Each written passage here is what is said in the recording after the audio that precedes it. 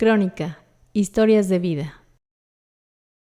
Doña Rosa es como un pajarillo, cuya aparente fragilidad esconde la fortaleza de un espíritu noble. A lo largo de su vida ha tenido que lidiar con el dolor, en la piel y en el alma, como ha sucedido en la vida de tantas y tantas mujeres mayores.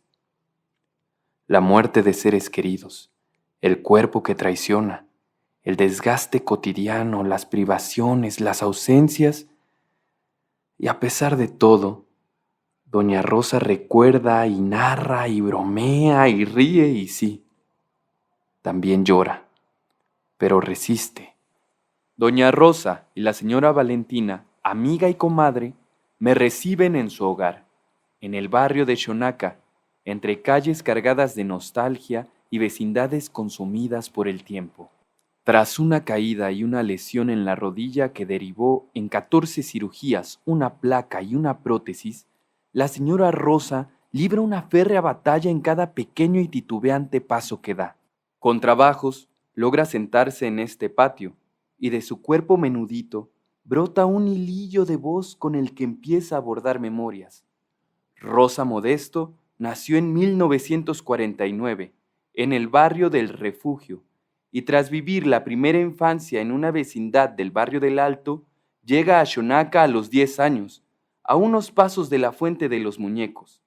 Tanto para ella como para doña Valentina, el barrio ha sido el escenario de sus vidas y el lugar de sus amores. El vínculo entre ambas fue Miguel Torres, quien en vida fuera suegro de doña Rosa, y que al enviudar se casó con una joven Valentina 50 años menor que él. Por caprichos de la casualidad y del destino, el padre de Rosa y el hombre que más tarde sería su suegro se conocieron en la Revolución, cuando, siendo apenas unos niños, se encontraron en medio de la vorágine, peleando una guerra de adultos y en trincheras contrarias. Don Miguel nació en Amecameca, uno de los enclaves del zapatismo, fuerza a la cual se sumó su padre. Las condiciones de vida del campesinado eran dramáticas y se sentían con dolorosa crudeza en el hogar de Miguel. Ante la pobreza lacerante, el niño de apenas 6 años se decide a escapar de su hogar. Decía, recuerda doña Valentina, que se le estaban muriendo de a 2 hijos a su mamá. Por ahí tenía yo la foto donde tenía a 2 de sus hijos muertos en brazos. 2. Y él dijo, no, yo mejor me voy, no sea que me vaya a morir o que me vayan a matar. Se salieron él y su hermana. Tras mucho andar, el niño logra llegar a la capital, a la Merced, donde sobrevive como cargador y durmiendo en un kiosco cobijado por periódicos, arremolinado con otros papeleritos. Abandonado a su suerte, el chiquillo llega a Puebla y vagando por el Paseo Bravo, coincide con un destacamento de las fuerzas federales. Decía, nos cuenta Valentina, que estaban en el paseo, estaban jugando cuando llegaron los militares y ¿no se quieren ir al ejército? Se les hizo fácil y vámonos. Mi esposo decía que se sentía feo, que nomás oía que las balas le pasaban silbando por todos lados. Estaba bien chamaco. Decía que hasta las carabinas los aventaban cuando disparaban y que las casacas les quedaban como abrigos. El padre de Rosa nació en Texcoco y era un chiquillo campesino como cualquier otro, hasta el momento salvaje en que la guerra irrumpió en su hogar y destrozó su vida. Mi padre y mi suegro se conocían por medio de la revolución, pero mi papá era villista y mi suegro era un soldado del gobierno. Mi suegro pertenecía al gobierno y mi papá a la bola. Es lo que decía mi papá, que pasaban a llevar de las casas a los chamacos de 9, 10 años y se los llevaban. A mi papá lo sacaron de su casa y siguió hasta que terminó. Los recuerdos se agolpan en la garganta y doña Rosa no puede reprimir el llanto. Él nos cantaba, como le cantaban a la Adelita. Tenía canciones preferidas. Era muy cariñoso con nosotras. Éramos 2 hermanas. Era muy buena gente mi papá. pero mi papá murió cuando yo tenía 19 años. Mi papá se nos fue luego. Tenía muchos balazos. Yo digo que sí era bonito, pero a la vez era muy duro andar de villista. Era muy bueno mi padre, pero nunca quiso reconocer a su familia. Jamás regresó a Texcoco. Toda la familia que conocimos era familia de mi mamá.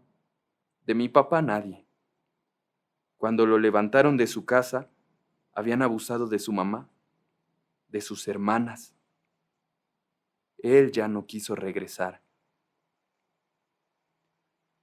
En medio del silencio espeso que se hace entre los tres, rasgado apenas por los sollozos de Rosa, trato de imaginar a ese niño, los fusiles en las manos de la tropa que amenaza y ordena, las miradas ávidas, los gritos, la violencia, el terror, el desamparo. Después de ese instante y de todo lo que vino, después de los años que se jugó la vida en la bola, de lo que soportó y de lo que tuvo que hacer para sobrevivir, ese chiquillo, como tantos otros niños que fueron obligados a pelear, ya no fue el mismo. Tal vez volver era un dolor que no podía soportar. Tal vez, en su fuero interno se sentía culpable por no haber podido defender a su familia. Tal vez ya no quedaba nada del niño que fue y del hogar que habitó. Lo cierto es que aquel día que Leva Villista lo arrancó de su familia, terminó una vida y empezó otra, para jamás mirar atrás. Ya cuando mi mamá lo conoció, la voz de doña Rosa emerge lentamente desde ese lecho marino donde sepultamos los recuerdos demasiado dolorosos.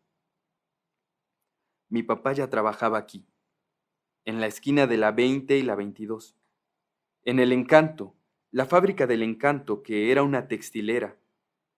Mi suegro también trabajó en San Juan, otra textilera. Después de la guerra la mayoría se volvió textilero. Mi papá y mi mamá nunca supieron leer ni escribir. Lo único que aprendió mi papá, había una escuela por la 16 de septiembre que le llamaban la nocturna. Yo iba en cuarto año y mi papá fue porque quería cobrar acá en la fábrica. Decía, hice tanta cantidad y luego dicen que no. Aprendí un poco de matemáticas para defenderse de los abusos de los patrones. Mi mamá y mis tíos, sus hermanos tampoco sabían. Mi abuela quedó viuda con 7 hijos. ¿Dónde les iban a dar clases? Mi mamá contaba que tenía como 5 años y ya le lavaba los trastes a una señora. Le ponía una sillita para que alcanzara el lavadero. No había para comer y eran 7. Además, como les tocó la colita de la revolución, mataban a los maestros. ¿Quién les iba a enseñar? Con pocos años de diferencia entre ambas, las vidas de Rosa y Valentina coinciden en las difíciles circunstancias que las mujeres debían afrontar. Historias de cuerpos agotados, desgastados por los partos y el trabajo. Historias de madres que arañaban lo poco que podían para sacar a flote a su prole. Las mujeres, dice doña Valentina, tenían muchos hijos y muy jóvenes quedaban viudas. ¿Cómo vivían y cómo los mantenían? ¿Cómo los educaban y tenían tiempo para ellos? Y todavía la comida la hacían en metate, en molcajete, y los pañales de tela en el lavadero. Y además, prosigue Rosa, el tiempo que se perdía buscando el petróleo, las colas para conseguir para la estufita, y aquí nos tocaba cargar agua, y los niños con su cubetita chiquita, sí, porque ¿dónde los dejábamos? Y cargar hijos y subir al camión. Se desgastaba uno mucho. A mis chamacos, para que me ayudaran y aguantaran, les decía, ¿se quieren ir en camión o les compro sus tacos? No, cómpranos de comer. Pasábamos a los envueltos de chile serrano porque no me alcanzaba para más. La señora Valentina nació en un pequeño poblado de Tlaxcala, pero la familia se mudó a Puebla a los pocos años. Cuando llegamos acá, cuenta, estuvimos en la iglesia de San Antonio. Ahí vivíamos en la iglesia. Mis papás eran sacristanes, así que yo vivía en San Antonio. Teníamos un departamento arriba. Bajábamos y ya era la iglesia. Había un kinder, bueno, antes les llamaban parvulitos, y un teatro junto a la iglesia, y ahí estudiábamos. Yo no estudié más que la primaria. La secundaria la estudié ya de adulta. Mis papás ya no me quisieron dar escuela porque a un hermano lo pusieron a estudiar y vendió todos sus libros, y dijeron que yo haría lo mismo y ya no me quisieron mandar. La idea de una niña pequeña viviendo en el lúgubre espacio de una iglesia resulta extraña. ¿No le daba miedo? Pues mis hermanos decían que habían visto a una señora por el altar, cuando ya estaba cerrada la iglesia, en la noche, que la veían pasar. Había un sótano, justo debajo del altar, y ahí había huesos, canillas y había cráneos. Decían que el sótano era parte de los túneles y que los huesos eran de la batalla del 5 de mayo. Luego entrábamos y los chamacos del catecismo empezaban a jugar fútbol con los cráneos. No me daba miedo. Luego, cuando estaba cerrada la iglesia, yo me iba a las capillitas, a contemplar a los santos, a platicar a veces con ellos como loquilla. Aunque doña Valentina no llegó a Xonaca tan pequeña como la señora Rosa, ambas rememoran con profundo cariño la apacible vida del barrio de sus años de juventud.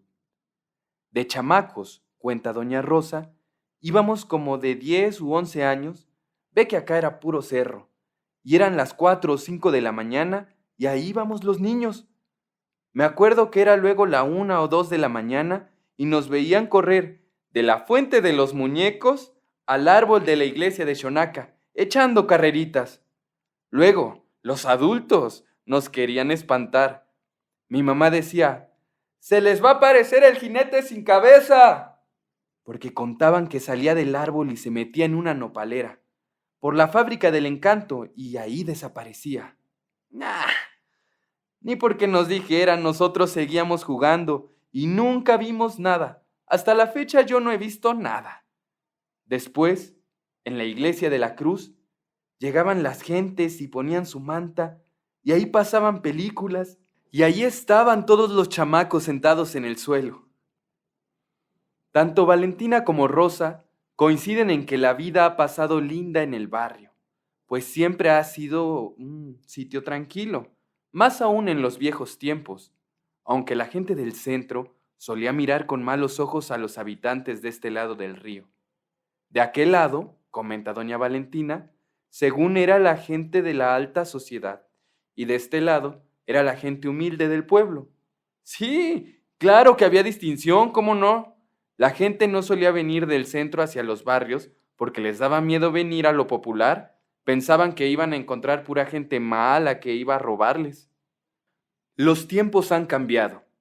Ha corrido mucha agua bajo el puente y la antigua frontera simbólica que aquellas aguas dibujaban, separando tierras, gentes y sobre todo clases, finalmente desapareció.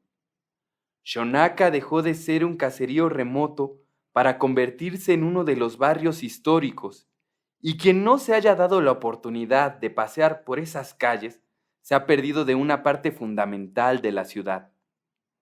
Dejo a doña Rosa y a doña Valentina, y deambulo hasta dar con la fuente de los muñecos.